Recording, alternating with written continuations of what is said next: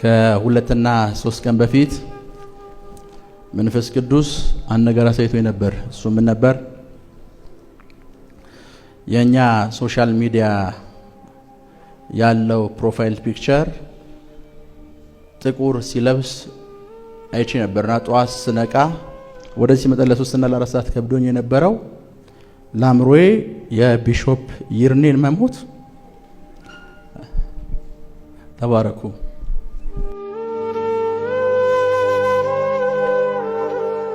የቅዱሳን ሞት በእግዚአብሔር ፊት የከበረ ነው። መዝሙረ ዳዊት ምዕራፍ 116 ቁጥር 15 ላይ ለማመንም ሆነ ለመቀበል የሚከብድ ሐዘን። የአንጋፋውና የበርካታ ትውልድ እናት ከሆነችው ተልእኮ ለትውልድ ቤተክርስቲያን በእግዚአብሔር ቃል አገልግሎት በስፋት የምናውቀው ፓስተር በድንገት ህልፈተ ሞቱ ተሰምቷል። ለበርካታ ዓመታት ወንጌልን ሳይታክት ገጠር ከተማ የሰበከ የተወዳጅ ዕውቅ የቤተክርስቲያን አገልጋይም ለሞት የዳረገው ክስተት ምን ነበር? ከዚህ ጉዳይ ጋርስ ነብይ ሚራክል ተካን ያገናኘው ክስተት ምን ይሆን የሚለውን በቆይታ ታደምጡታላችሁ። በሌላኛው መረጃችን በርካቶች ለመዝናናት እንዲሁም ለስራ የሚመርጧት እጅግ ውብና ቅንጡ የሆነችው ዱባይ ከባድና አስደንጋጭ ክስተትን አስተናግዳለች። በተፈጠረው ድንገተኛ አደጋም በሰኮንዶች ውስጥም አንድ ህንጻን ዶግ አመድ ሲያደርግ በህንጻ ውስጥ የነበሩ ሰዎች ጉዳይም እጅግ አስደንጋጭ ሆኗል። በስፍራው ላይ የነበሩ ኢትዮጵያኖችም የደረሰባቸውም ተገልጿል። ጉዳዩን በመረጃችን ይዘናል፣ ታደምጡታላችሁ። እንዲሁ በተያያዘ መረጃም የ221 ሰዎች ህይወትም ማለፉም ተገልጿል። ጉዳዩን በዝርዝር ይዘናል፣ እንዲሁ በቆይታችሁ ታደምጡታላችሁ።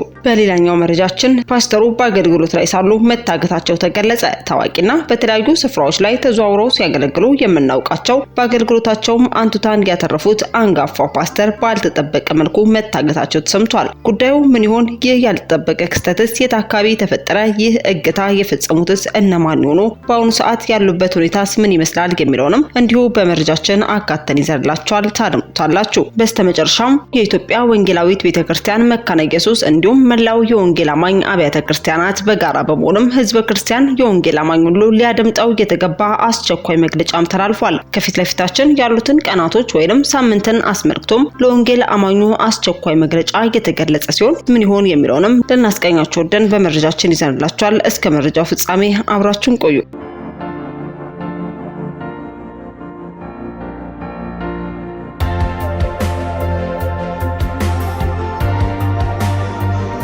አስቀድመን ወደ ያዝንላችሁ መረጃችን ስናልፍ አሜሪካዊ ፓስተር ደቡብ አፍሪካ ውስጥ ስብከት ላይ ሳሉ በታጣቂ ታፍነው ተወሰዱ። በደቡብ አፍሪካ በአንድ ቤተክርስቲያን ውስጥ እየሰበኩ የነበሩ አሜሪካዊ ፓስተር በታጠቀ ቡድን ታፍነው መወሰዳቸውን ባለስልጣናትም ገልጸዋል። ጆይስ ሱሊቫን የተባሉ ፓስተርም በኢስት ኬፕ ግዛት በሚገኝም ጋብራ ከተማ ባለው ሐሙስ ዕለትም ፌሎሺፕ ባፕቲስት ቸርች ኢን ማዘርዊል ቤተክርስቲያን ውስጥም ስብከት ላይ ሳሉ ነው ታፍነው የተወሰዱት። የፖሊስ ቃል አቀባይ ካፕቴን አንድሬ ቤቴጅም አራት የታጠቁና ጭንብል ያጠለቁ ወንዶች ናቸው ፓስተሩን አፍነው የወሰዷቸው ሲሉም ለመረጃ አካላቶች መግለጻቸውንም ተመልክተናል። ታጣቂዎቹ ከቤተክርስቲያን ካመሻሹ በፊት ሁለት ስልክ ሰርቀውም ከዚያም የ45 ዓመቱን ፓስተርም በመኪና ተጠቅመውም ሸሽተዋል። ፖሊስ መኪናውን ቢያገኝም ፓስተሩ ግን ከወዴት እንደተወሰዱም አላወቀም። የአሜሪካ የውጭ ጉዳይ መስሪያ ቤት ቃል አቀባይም ፓስተሩ በደቡብ አፍሪካ በታጣቂዎች ታፍነው እንደተወሰዱ ማወቁንም የገለጸ ሲሆን መስሪያ ቤቱን ጨምሮም የአሜሪካ ደህንነት ቅድሚያ የምንሰጠውም ነው ብሏል። የፖሊስ ቃል አቀባይ እንዳሉትም ጉዳዩ ለደቡብ አፍሪካ ልዩ የፖሊስ ኃይልም ተሰጥቷል። ሃውክስ የተባለው የሀገሪቱ ልዩ የፖሊስ ክፍልም በአደገኛ የወንጀል ቡድኖችና ከፍተኛ ሙስና የሚመረመር ነው። የሃውክስ ቃል አቀባይም ፖሊስ ግለሰቡን ለማግኘት ሁሉንም አማራጮች እየተመለከተ ነው ሲሉም መልእክታቸውን አጋርተዋል። የፓስተሩ ቤተሰብ ቃል አቀባይ ጀርሚ ሆልም እንዳለውም ፓስተሩ ከባለቤታቸውና ከልጆቻቸው ጋር ቤተክርስቲያን ነበሩ። አፍነው የወሰዷቸው ታጣቂዎችም ስሙን ያውቁት ነበርም ብሏል። የፓስተር ወላጅ እናትም በክስተቱ ልባቸው መሰበሩን በፌስቡክ ገጻቸውም ላይ አስፍረውታል። ምዕመናንና የአሜሪካ ኤምባሲ ሊያገኘው እየሞከረም ነው ተብሏል። ከእገታው በኋላም ገንዘብ እንዳልተጠየቀ የመገናኛ ብዙሃን የዘገበ ሲሆን ፓስተሩ ቤተክርስቲያንን የሚያስፋፋ ሚሽነሪ በማለትም በድረገጹ ላይም ጽፈውታል።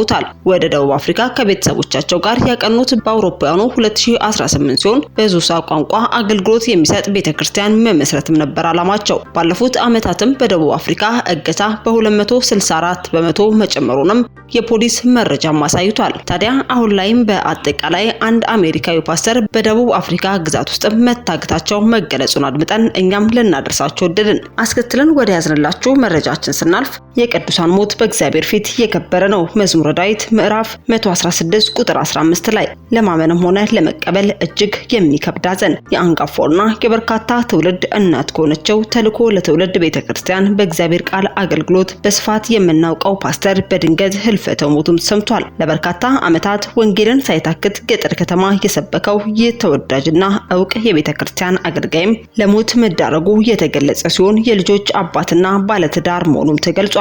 ሞት ለክርስቲያን ወደ ህይወት መሻገሪያ ድልድይ ቢሆንም ለምድር ቀሪዎች ታላቅ የልብ ሐዘን ነውና ሟች ፓስተር ይድነቃቸው ተሰማም ህልፈተ ህይወትም ለቀሮቹ እጅግ አሳዛኝ የሆነ የልብ ጠባሳንም ጥሏል። ፓስተር ይድነቃቸው የሻሸመኔ ከተማ ነዋሪ ሲሆኑ በተልኮ ለትውልድ ቤተክርስቲያንም ጌታ በሰጣቸው ራዕይ ደከመኝ ሰለቸኝ ሳይሉ ወደ ምድር የተጠሩበትን ዓላማም ፈጽመው ያለፉ አገልጋይም ናቸው። ሟች ፓስተር ይድነቃቸው ተሰማ የሚወዱትን ጌታ አገልግለው ሚያዝያ 5 ቀን 2017 ዓ.ም ወደሚወዱት ጌታም ሄደዋል። በዚህ ምክንያትም ቤተክርስቲያን ሐዘኗን እየገለጸች ሲሆን የተወዳጁ ፓስተር ይድነቃቸው ተሰማ የሽኝት ስነ ስርዓትንም ሚያዝያ 6 ቀን 2017 ከማለዳው 1 ሰዓት ላይ በሄቨን ኤምባሲ ቤተክርስቲያን አዳራሽ መካሄዱም የተገለጸ ሲሆን የቤተክርስቲያን አባላት፣ አገልጋዮች እንዲሁም ወዳጅ ዘመዶች ሁሉ በተገኙበትም የሽኝት መርሃ ግብሩም ተከናውኗል። ይህን ተከትሎም የቤተክርስቲያን መስራችና ባለራዕይ የሆነው ነቢይ ሚራክል ተካም በሟች ፓስተር ይድነቃቸው ህልፈተ ህይወት ዙሪያም የሐዘን መግለጫውን አስተላልፏል። እኛም በሚዲያችን ስም ለሟች ቤተሰብ፣ ወዳጅ ዘመዶች ሁሉ መጽናናትን ተመኘን። አስከትለን ወደ ያዝንላችሁ መረጃችን ስናልፍ በርካቶች ለመዝናናት እንዲሁም ለስራ የሚመርጧት እጅግ ውብና ቅንጡ የሆነችው ዱባይ ከባድና አስደንጋጭ ክስተትን አስተናግዳለች። በተፈጠረው ድንገተኛ አደጋም በሰኮንድ ውስጥም አንድ ህንጻ ዶጋ አመድ ሲያደርግም በህንጻ ውስጥ የነበሩ ሰዎች ጉዳይም እጅግ አስደንጋጭም ሆኗል። በተለያዩ የዓለም ዙሪያዎች ዘንድም ተወዳጅነትን ያተረፈችው እጅግ ውብና ማራኪ የሆነችው ዱባይም ያልተጠበቀ አደጋን ያስተናገደች ሲሆን ብዙዎች ለመዝናናትና ለንግድ በሚመርጧት ዱባይ ላይም በተፈጠረው ድንገተኛና አስፈሪ በሆነ የእሳት አደጋም 4 ሰዎች መሞታቸው ተገልጿል። ብዙ ኢትዮጵያን ይኖሩባታል እየተባለ ከሚገመተው ዱባይ ሻርዳ ወይንም አልናህድ አካባቢ አንድ በጣም ረጅም ፎቅ በእሳት ተይዞ የነበረ ሲሆን አንዳንዶቹም ከ44ኛ ፎቅ እሳቱን ለማምለጥ ሲሉ ለመዝለል ሲሞክሩም የሞቱ እንዳሉም ተገልጿል። በዚህም 4 ስደተኞችም ሞተዋል። በአካባቢ ብዙ ኢትዮጵያን ይኖሩበት ተብሎ የሚገመት ሲሆን የኛ ልጆች ወይንም ኢትዮጵያንም ከቤተክርስቲያን መልስ ስለነበሩ በዛ ህንጻ ውስጥ አለመገኘታቸውንም መገለጹን ተመልክተናል። በተያያዘም በሙዚቃ ድግስ ወቅት በተፈጠረ የጣሪያ መደርመስ የ221 ሰዎች ህይወትም አልፏል። በዶሚኒካን ሪፐብሊክ ዋና ከተማ በሚገኘው ታዋቂ የምሽት ክለብ ውስጥም በተካሄደ ኮንሰርት ላይም የቤቱ ጣራ ወድቆ የ221 ሰዎች ህይወትም ቀጥፏል። ማክሰኞ ዕለት የሙዚቃ ስልት ታዋቂ የሆነው የሜሬንጌ አቀንቃኝ የሆነው ሮቢ ፕሬስም የሙዚቃ ስራውን በሚያቀርብበት በሳንቶ ዶሚኒጎ በሚገኘው ጄት ሴት ክለብ በደረሰ የጣራ መደርመስ አደጋም ነው የብዙዎችም ህይወት ያለፈው። በዚህ የሙዚቃ ኮንሰርት ላይም ፖለቲከኞች፣ አትሌቶችና ሌሎች ታዋቂ ግለሰቦች የሌሎች ሀገር ዜጎች ጭምርም ተገኝተው የነበረ ሲሆን አርቲስቱን ጨምሮም የ221 ሰዎች ህይወትም አልፏል። አብዛኞቹ ተጎጂዎችም ጣሪያው ሲወድቅ በጭንቅላታቸውና በደረታቸው ላይ ከፍተኛ ጉዳት ደርሶባቸዋል የተባለ ሲሆን የሞቱ ሰዎችም በአብዛኛዎቹ በጭንቅላታቸው ላይ የተመቱም ናቸው ብሏል። ፕሬዝዳንት አብይ አህመድም በአደጋው ህይወታቸውን ላጡ ቤተሰቦችም የሐዘን መግለጫን ያወጡ ሲሆን በሀገሪቱም የ6 ቀን የብሔራዊ ሐዘን ቀንም ታውጇል። በስተመጨረሻ ወደ ያዝንላችሁ መረጃችን ስናልፍ የኢትዮጵያ ወንጌላዊት ቤተክርስቲያን መካነ ኢየሱስ እንዲሁም መላው የወንጌል አማኝ አብያተ ክርስቲያናት በጋራ በመሆን ህዝበ ክርስቲያን የወንጌል አማኝ ሁሉ ሊያደምጠው የተገባ አስቸኳይ መግለጫ ተላልፏል። ከፊት ለፊታችን ያሉትን ቀናቶች ወይንም ሳምንትን አስመልክቶ ለወንጌል አማኙ አስቸኳይ መግለጫ የተገለጸ ሲሆን የህማማት ሳምንት በንስሐ እንቆይም ተብሏል። ሀገራዊ የንስሐ አስተባባሪ ኮሚቴም ለ6 ቀናት የሚቆይ የንስሐና መመለስ የጸሎት ጥሪም አቅርበዋል። ኮሚቴው ቅዳሜ ሚያዝያ 4 ቀን 2017 ዓ.ም መግለጫን የሰጠ ሲሆን በ4 ምዕራፍም የንስሐ መርሃ ግብሩ የሚካሄድም ይሆናል። በምዕራፍ 1 በ5 አቅጣጫ ላይ ሰኞ ሚያዝያ 6 ጀምሮ የህማማት ሳምንት ሙሉ ቅዱሳን ባሉበት አካባቢ በየአጥቢያቸው በመሰባሰብ በንስሐ ኑዛዜ እንደሚቆዩም ተናግረዋል። በዚህ መሰረትም ሰኞ ሚያዝያ 6 የጽድቅ ተጠያቂነት፣ ማክሰኞ ሚያዝያ 7 የህይወት ቀደም አገልግሎት ተጠያቂነት፣ ሮብ ሚያዝያ 8 የንስሐ አገልግሎት ተጠያቂነት፣ ሐሙስ ሚያዝያ 9 የእግዚአብሔር መንግስት ተጠያቂነት፣ አርብ ሚያዝያ 10 የበጎ ስራ ተጠያቂነት፣ ቅዳሜ ሚያዝያ 11ም በኢትዮጵያና ኤርትራ ሀገራት መካከል ስላለው ግንኙነት እንዲጸለይ አድራም ብለዋል። የንስሐ መርሃ ግብሩ በምዕራፍ 2 ከሚያዝያ 19 እስከ ግንቦት 17 ለ5 ሳምንታት የንስሐ ፍሬ እንዲሆንም ትምህርት የሚሰጥበት እንደሚሆንም ተነግሯል። በምዕራፍ 3 ደግሞ ከግንቦት 19 እስከ 20 ቅዱሳን በያሉበት የንስሐ መዝጊያው የሚደረግ ሲሆን በምዕራፍ 4 ከግንቦት 25 እስከ 27ም በመዲናችን አዲስ አበባ የማጠቃለያ መርሃ ግብር እንዲሆንም ታቅዷል። ስለዚህ ሁላችሁም ቅዱሳን በዚህ ሀገራዊ የንስሐ መርሃ ግብር ተሳታፊ እንድትሆኑ ጥሪ የቀረበ ሲሆን ይህንን ተከትሎ የመካነ ኢየሱስ ቤተክርስቲያንም እንዲህ ስትል መግለጫዋንም አድርሳለች። ከአንደበታቸው አድምጠን እንመለስ።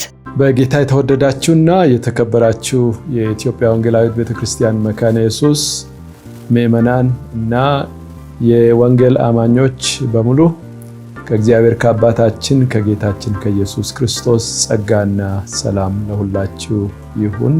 ዛሬ በኢትዮጵያ ወንጌላዊት ቤተክርስቲያን መካነ ኢየሱስ ስም እጅግ በጣም አስፈላጊ የሆነ መልእክት ለማስተላለፍ ወዳለሁኝ። በኢትዮጵያ ወንጌላዊት ቤተክርስቲያን መካነ ኢየሱስ ብቻ ሳይሆን በኢትዮጵያ ባሉት የወንጌል አማኝ አብያተ ክርስቲያናት ሁሉ ዘንድ የንስሐ እና የጸሎት አገልግሎት ሰፊ ቦታ አለው። የሰው ልጅ ክርስቲያኖችም ብንሆን ፍጹም ሊሆን አይችልም። መንፈሳዊያን ነን።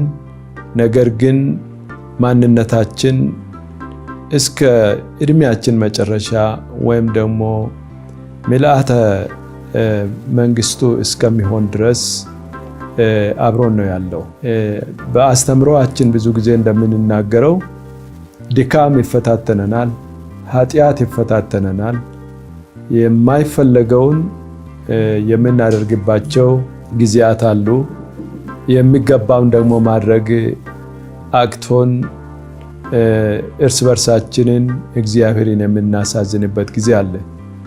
በንስሐ ጸሎታችን ውስጥ ምስኪንና ኃጢአተኞች በደለኞች ነን ብለን ሁል ጊዜ እንለምናለን ወደ ጌታ።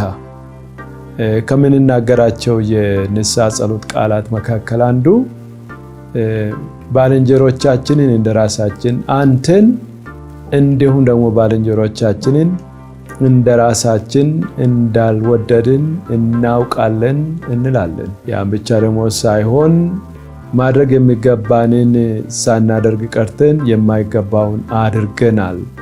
ስለዚህ ያንተ ምሕረትና ቸርነት ይቅርታ ይገባናል እንላለን። በአገልግሎት መጽሐፋችን እንደ መካነ ኢየሱስ የቅዳሴ መጽሐፍ በምንለው ውስጥም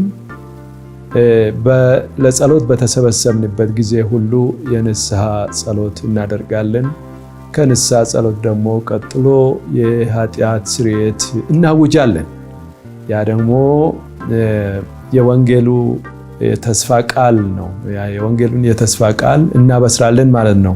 በዚህ አቅጣጫ እንደ ሀገር በዚች ሀገር ውስጥ እንዳሉት የወንጌል አማኞች ደግሞ ስለ አገር፣ ስለ ራሳችን፣ በኢትዮጵያ ስላለችው የክርስቶስ ቤተክርስቲያን ንስሐ መግባትና የምልጃ ጸሎት ማድረግ እጅግ ተገቢ ነው።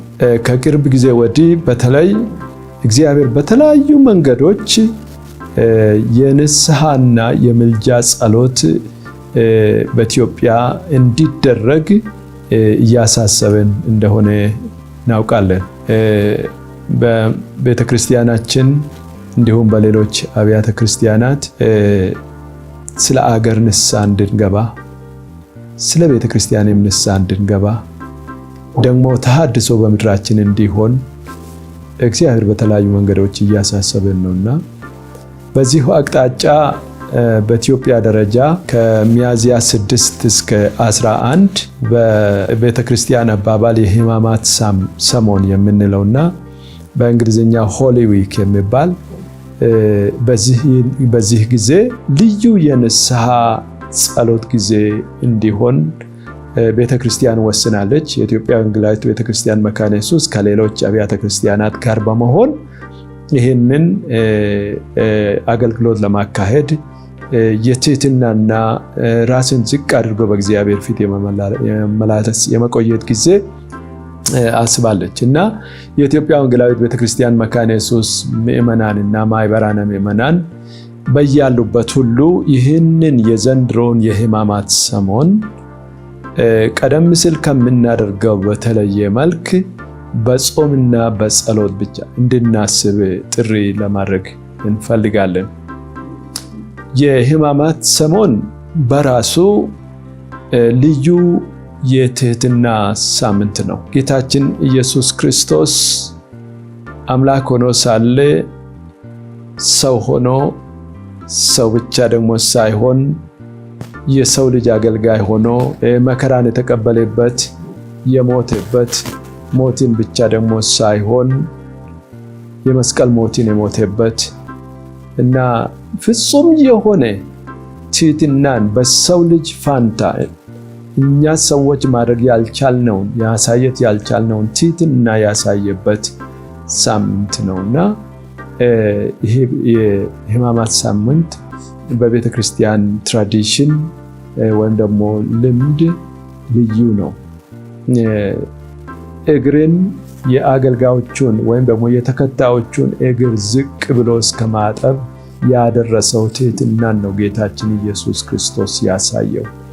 እኛ ደግሞ ለእርስ በርሳችን ከምናሳየው ትህትና በተጨማሪ እችን አገር ተሸክመን ሕዝባችንን በእግዚአብሔር ፊት የምንቆይበት ጊዜ ነው። ስለዚህ ምዕመናን ሁሉ በዚህ እንድትተጉ ብቻ ደግሞ አይደለም፣ ከዚህ የንስሐ ጸሎት ሳምንት በኋላ ለተከታታይ 5 ሳምንታት የንስሐ ፍሬን መሰረት ያደረገ ትምህርት ይኖራል። ቀደም ሲል ስንማር እንደነበረ ሁሉ አሁን ደግሞ የበለጠ መማር አለብን። ደቀ መዛሙርት ነንና ሁላችንም አገልጋዩም ተገልጋዩም ቄሱም ወንጌላዊም ሁላችንም ምዕመናን ነን። ሁላችንም ደቀ መዛሙርት ነን። ስለዚህ ደቀ መዝሙራዊ ሕይወታችንን እንዳንኖር ያደረገንን ነገር ሁሉ ከራሳችን የምንጥልበት ያ ደግሞ በትምህርት የታገዘ እንዲሆን የምንተጋበት ጊዜ ነውና በዚህ ዙሪያ የቤተ ክርስቲያኒቱ አመራሮች ከዋና ጽሕፈት ቤት ጀምሮ እስከ ሲኖዶስ፣ ከሲኖዶስ እስከ ሰበካ ወይም ፕሬስቢቴሪ፣ ከፕሬስቢቴሪ ወይም ሰበካ ደግሞ እስከ ማህበረ ምዕመናንና እስከ ቤተሰብ ድረስ ባሉት መዋቅሮች ሁሉ አስፈላጊውን ሁሉ እያስተባበራችሁ ሕዝቡን በጸሎት እንድታተጉና ለራሳችሁም እንድትተጉ ጥሪ ለማድረግ እወዳለሁ። እግዚአብሔር የተባረከ ጊዜ ያድርግልን። ውድ የሻሎም ቲዩብ አድማጭና ተመልካቾቻችን ለሰዓቱ የያዝንላችሁ መረጃ ያደመጣችሁትን ይመስል ነበር። በሌላ አዳዲስ መረጃዎች እስከምንገናኝ መልካም ቆይታ